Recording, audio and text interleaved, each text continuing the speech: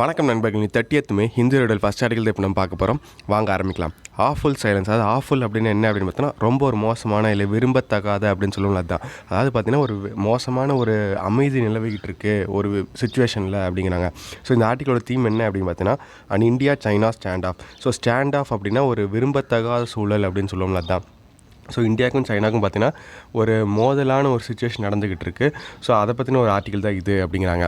Nearly a month after the first skirmishes on the LAC between Indian and Chinese soldiers were reported, the situation on the ground still appears to be tense. So skirmishes அப்படின்னா ஒரு சண்டை இல்லை மோதல் அப்படின்னு சொல்லணும்னா தான். அதாவது கிட்டத்தட்ட லைன் ஆஃப் ஆக்சுவல் கண்ட்ரோலில் இந்தியன் ஆர்மிக்கும் சைனா ஆர்மிக்கும் பார்த்திங்கன்னா வந்து ஒரு மோதல், ஒரு சண்டை வந்து ஏற்படுத்துச்சு.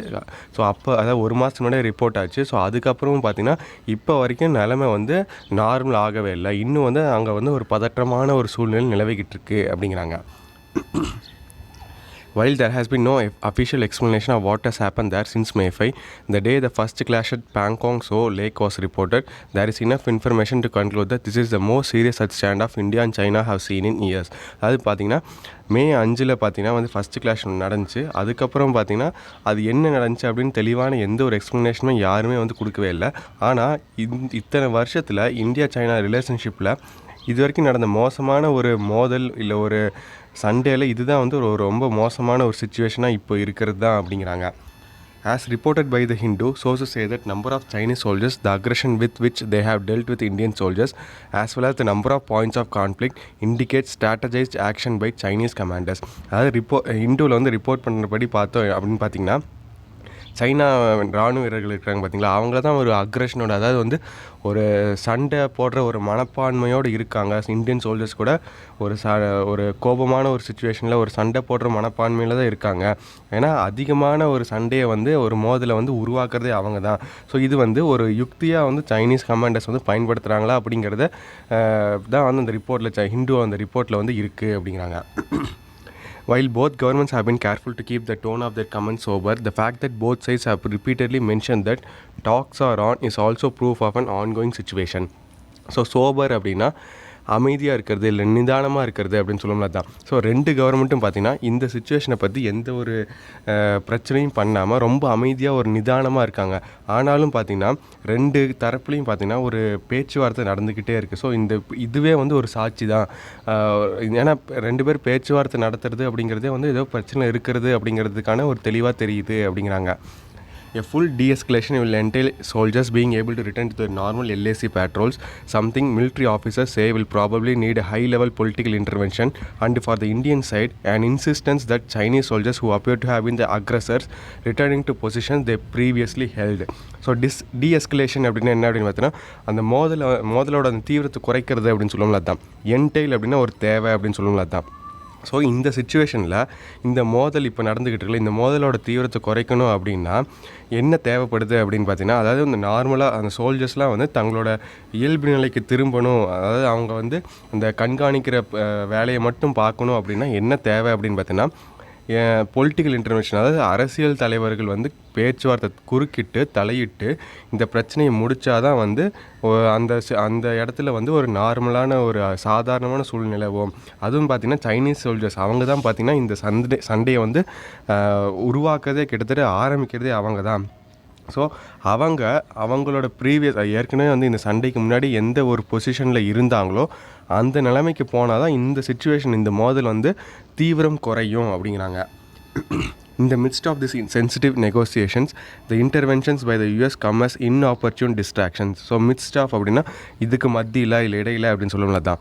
inopportune அப்படின்னா ஒரு தவறான நேரம் அப்படின்னு சொல்லணும்ல தான். ஸோ இதுக்கு நடுவில், அதாவது ரெண்டு நாடுகளும் இந்தியாவும் சைனாவும் பேச்சுவார்த்தை நடத்திட்டுருக்க இந்த சமயத்துக்கு இதுக்கு மத்தியில் யூஎஸ் வந்து தலையிட்டு இருக்காங்க. அதாவது நம்ம மற்ற ரெண்டு நாட்டோட பிரச்சனையில் யூஎஸ் வந்து தேவையில்லாமல் தலையிட்டு இருக்காங்க. ஸோ இது வந்து தவறான நேரத்தில் யூஎஸ் வந்து ஒரு டிஸ்ட்ராக்ஷனாக பண்ணுற ஒரு செயல் அப்படிங்கிறாங்க. The first comment last week by a then senior State Department official accusing China of being an aggressor on several fronts and posing a threat to its neighbors was followed by President Donald Trump's offer this week to mediate between Delhi and Beijing. So first பார்த்திங்கன்னா யூஎஸோட அந்த senior state departmental official ஒருத்தர் என்ன சொல்லியிருக்காரு அப்படின்னு பார்த்தீங்கன்னா, இந்த மாதிரி China வந்து எல்லாத்தையுமே வந்து தாங்களாக முன் வந்து ஆரம்பிக்கிறாங்க. எல்லா பிரச்சனையுமே வந்து அவங்க தான் வந்து முன்னே இருந்து ஆரம்பிக்கிறது. ஃபார் எக்ஸாம்பிளுக்கு கொரோனா வந்து அவங்க தான் ஆரம்பிச்சுட்டாங்க.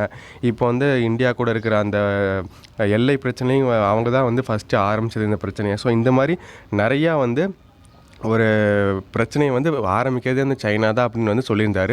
ஸோ அதுக்கு வழிமொழிகிற மாதிரி யூஎஸ் பிரசிடென்ட் டொனால்ட் ட்ரம்ப்பும் பார்த்திங்கன்னா, இந்த இந்தியா சைனா பிரச்சனையில் சைனா வந்து அவங்களோட அண்டை நாடுகள் கூட ஒரு நல்ல ஒரு சுமூகமான ஒரு ரிலேஷன்ஷிப் வச்சுக்கிறது இல்லை அப்படிங்கிற மாதிரி ஒரு மத்தியஸ்தம் பண்ணுறோம் அப்படிங்கிற மாதிரி வந்து இந்தியா சைனா பிரச்சனை நான் வந்து மத்தியஸ்தம் பண்ணுறேன் அப்படிங்கிற மாதிரி டொனால்ட் ட்ரம்ப் சொன்னது இன்னும் பிரச்சனையை அதிகமாக்கியிருக்கு அப்படிங்கிறாங்க.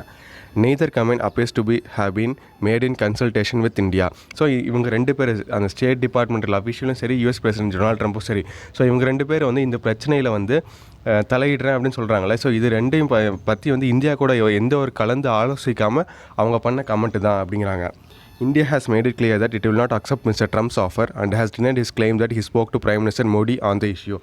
ஸோ இந்தியா வந்து ஒரு விஷயம் தெளிவாக சொல்லியிருக்கு. அதாவது ட்ரம்ப் வந்து இந்த இந்தியா சைனா பிரச்சனையில் மத்தியஸ்தம் பண்ணி சுமூகமாக தீர்வு காண வைக்கிறேன் அப்படின்னு சொல்லியிருக்காருல. ஸோ அதை வந்து இந்தியா ஏற்கலை. அதே மாதிரி டொனால்ட் ட்ரம்ப் வந்து மோடி கூட பேசியிருக்கேன் இந்த பிரச்சனையை பற்றி அப்படின்னு சொல்லியிருக்காருல, அதுவும் வந்து ஒரு தவறான தகவல் அப்படின்னு வந்து சொல்லியிருக்காங்க அப்படிங்கிறாங்க.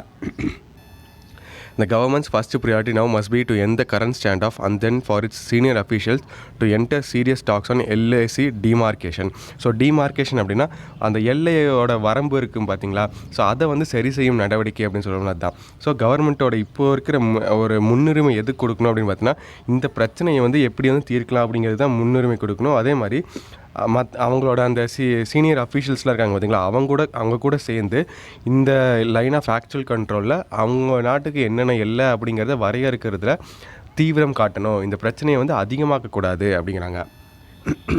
Given all the new infrastructure being built by India, it may also be necessary to negotiate new border management protocols that were last updated in 2013. So India வந்து பார்த்திங்கன்னா அந்த எல்லை பகுதியில் நிறையா வந்து உள்கட்டமைப்பு வசதிகள் நிறையா பண்ணிகிட்டு இருக்காங்க. ஸோ இப்போ வந்து 2013 தான் வந்து கடைசியாக வந்து என்னென்ன வழிமுறை வந்து அதாவது அந்த பார்டரில் வந்து என்னென்ன வழிமுறை பின்பற்றணும் அப்படிங்கிறத வந்து அந்த ரூல்ஸில் வந்து கடைசியாக 2013 தான் இது பண்ணாங்க.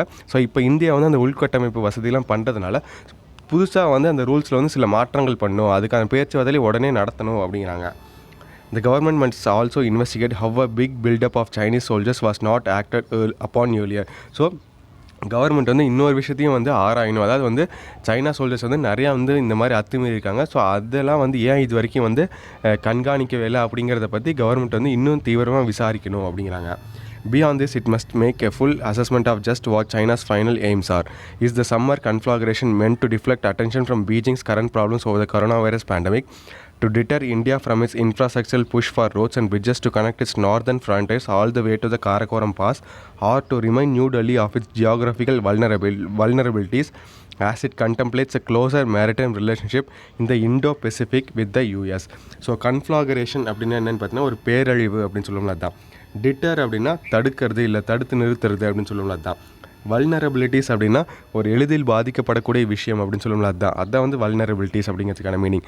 கண்டம்ப்ளேட்ஸ் அப்படின்னு என்ன பார்த்தீங்கன்னா அந்த ஒரு விஷயத்தை கருத்தில் கொண்டு சிந்திக்கிறது அப்படின்னு சொல்லுவோம்ல, அதுதான் கண்டம்ப்ளேட்ஸ் அப்படிங்கிறது. ஸோ அதாவது இப்போ வந்து ஒரு தீவிரமான விசாரணை நடத்தணும். அதாவது சைனாவோட நோக்கம் என்ன, அதாவது இந்த மாதிரி இந்த சமயத்தில் நடந்துக்கிற அந்த கரோனா வைரஸ் பேண்டமிக் இருக்குது பார்த்தீங்களா, எல்லா இந்த பேரழிவு காரணமே வந்து சைனா தான் சொல்லிட்டு இருக்காங்க. ஸோ இதை திசை திருப்பறதுக்காக சைனா வந்து இந்த பிரச்சனை கையெடுத்திருக்கா அப்படிங்கிறத வந்து விசாரிக்கணும். அதே ஒரு விஷயம் அது. ரெண்டாவது விஷயம் என்ன அப்படின்னு பார்த்தீங்கன்னா, இந்தியா வந்து அந்த காரக்கோரம் பாஸ் இருக்குது பார்த்தீங்களா, அதை வந்து கனெக்ட் பண்ணுறதுக்காக ஒரு உள்கட்டமைப்பு வசதிகள், ரோட்ஸ் இதெல்லாம் பில்ட் பண்ணிகிட்ருக்காங்க. ஸோ அதை வந்து தடுத்து நிறுத்துறதுக்காக சைனா வந்து இந்த மாதிரி அத்துமீறிட்டு இருக்கா அப்படிங்கிறத விசாரிக்கணும். மூணாவதாக என்ன அப்படின்னு பார்த்தீங்கன்னா, இந்தியா வந்து அதாவது இந்தியாவோட அந்த ஜாகிரபிக்கலாக வந்து நிறையா வல்னரபிலிட்டிஸ் இருக்குது. அதாவது வந்து சைனா வந்து ஈஸியாக அட்டாக் பண்ணுறதுக்கான எல்லா விதமான இந்தியா வந்து எளிதில் பாதிக்கப்படக்கூடிய விஷயங்கள் நிறையா வந்து புவியியல் ரீதியாக வந்து நிறையா இருக்குது. ஸோ அதெல்லாம் வந்து சமாளிக்கிறதுக்காக இந்தியா வந்து இந்தோ பெசிஃபிக்கில் யூஎஸ் கூட வந்து ஒரு கூட்டு வச்சுக்கிட்டு நிறையா வந்து வேலைகள் செய்யுது. ஸோ அதை வந்து தடுத்து நிறுத்தத்துக்காக சைனா வந்து இந்த மாதிரி ஒரு பிரச்சனையை உருவாக்கிக்கிட்டு இருக்கா அப்படிங்கிற இந்த 3 விஷயத்தையும் வந்து தீவிரமாக விசாரிக்கணும் அப்படிங்கிறாங்க. In all the three scenarios, the first steps for the government would be to publicly clarify the seriousness of the situation at the LAC and to build consensus around its plan for a firm pushback and an assertion of its position along the disputed line. So consensus அப்படின்னா ஒரு ஒருமித்த கருத்து அப்படின்னு சொல்லணும்ல தான். Assertion அப்படின்னா பார்த்தீங்கன்னா ஒரு அறிக்கை அப்படின்னு சொல்லணும்ல தான். ஸோ இந்த 3 இதுலேயும் வந்து தீவிரமாக விசாரிக்கணும். இதில் விசாரிக்கிறது இருந்தாலும் முதல்ல வந்து என்ன நடவடிக்கை எடுக்கணும் அப்படின்னு பார்த்தீங்கன்னா கவர்மெண்ட் வந்து மக்கள்கிட்ட வந்து தெளிவாக சொல்லணும். அதாவது வந்து இந்த பிரச்சனை, இந்த லைன் ஆஃப் ஆக்சுவல் கண்ட்ரோலில் என்னென்ன பிரச்சனை நடந்துக்கிட்டு இருக்குது அப்படிங்கிறத வந்து மக்களுக்கு வந்து தெளிவாக விளக்கணும். அதுவும் இல்லாமல் வந்து இந்த 2 நாட்டுக்கும் வந்து இந்த பிரச்சனையில் வந்து எப்படி வந்து சமாளிக்கணும், இந்த பிரச்சனையை எப்படி வந்து அதிகரிக்காமல் இருக்கிறதுக்கு 2 நாடும் எப்படி ஒருமித்த கருத்தோடு செயல்படணும் அப்படிங்கிறத திட்டங்களை வகுக்கணும். அதே மாதிரி வந்து அந்த டிஸ்பியூட்டட் லைன் இருக்குது பார்த்திங்களா, அந்த பார்டர் இருக்குது பார்த்திங்களா, அங்கே வந்து 2 நாட்டுக்கும் ஒரு எந்தெந்த எது வரைக்கும் எல்லை இருக்குது அப்படிங்கிறத வரையறுத்து ஒரு அறிக்கையை வந்து வெளியிடணும். அதுதான் இப்போதைக்கு இந்தியாவுக்கு வந்து ஒரு முன்னுரிமை இருக்கணும் அப்படிங்கிறாங்க. 2 நாட்டுக்குமே வந்து ஒரு முன்னுரிமையாக இருக்கணும் அப்படிங்கிறாங்க. ஸோ இந்த ஆர்டிகளோட ஓவர்வியூ என்ன அப்படின்னு பார்த்தீங்கன்னா, India must publicly clarify the seriousness of the situation with China along the LAC.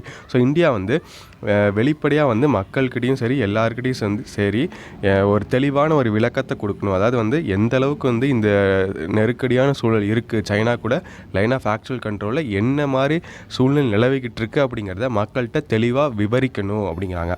So இதான் மக்கள் இந்த ஃபஸ்ட் எடிட்டோரியல். கீழே அந்த லிங்க் கொடுத்துருக்கேன், வேர்ட்ஸ் வித் தமிழ் மீனிங்கோட இருக்கும். ஸோ கண்டிப்பாக அதுக்கு யூஸ்ஃபுல்லாக இருக்கும்னு நினைக்கிறேன். நன்றி, வணக்கம்.